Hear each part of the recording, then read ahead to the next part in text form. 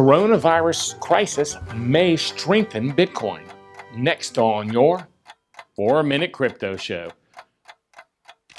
Today's show is from a post by Jackson Dumont at Cointelegraph and brought to you by BitBlockBoom. The Great Bitcoin Conference is coming to Dallas, Texas in August. Now, this is a true Bitcoin event, not a crypto event or a blockchain event. So, if you're interested in Bitcoin, please take a look at BitBlockBoom.com today. So what's been driving the recent price action? Or perhaps, more importantly, who and why does it matter? Lead digital strategist at Fundstrat, David Grider, and platinum account manager at eToro, Simon Peters, break down Bitcoin's next move, how the coronavirus and financial crises may impact the halving, and how Bitcoin's fundamentals will affect its long-term prospects. Now, Bitcoin has experienced an incredible amount of volatility over the past 2 weeks amongst the coronavirus pandemic and global financial crises. A Chainalysis report found professional traders and investors were usually the drivers behind recent major price movements, despite only moving about 5% of the total supply of Bitcoin. David took issue with the vague label of professional trader/investor. He reminded us that traditional or institutional players are not the only ones who can drive the market with high volume trade, saying that he thinks that probably you've seen an onboarding in 2016 and 2017 of a traditional, probably institutional fund class to some degree, but not very large. But still, prior to that, this was a very small market, and he thinks it's still probably mostly dominated by early, larger Bitcoin whales.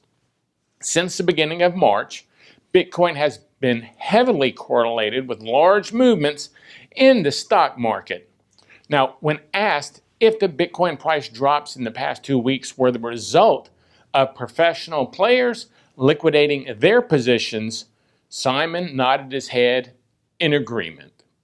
Now, he went on to explain how this shedding of weak hands could allow Bitcoin to eventually evolve into a hedge asset, saying, "We've seen this conversion of asset into cash regardless of which market it is. But there will come a point where, due to the increasing amount that's been pumped into the system, the cash is going to lose its value." Then, as the virus no doubt stems down and the number of new cases that are being reported tails off, the question to investors then is, what do I do with all this cash that I have sitting around? And then they may look into other assets that can hedge against that. Essentially, with cryptocurrency possibly being one of them. Now, what do you think about this? Let me know your thoughts, as always, in the comments. And if you enjoy the 4-Minute Crypto Show, please take a moment and subscribe at 4minutecrypto.com/subscribe for a new episode of this show every weekday. Now, let me tell you, there are over 20 different options available for subscribing, so I'm sure one will work for you. Maybe give me a 5-star review or a great comment while you're at it.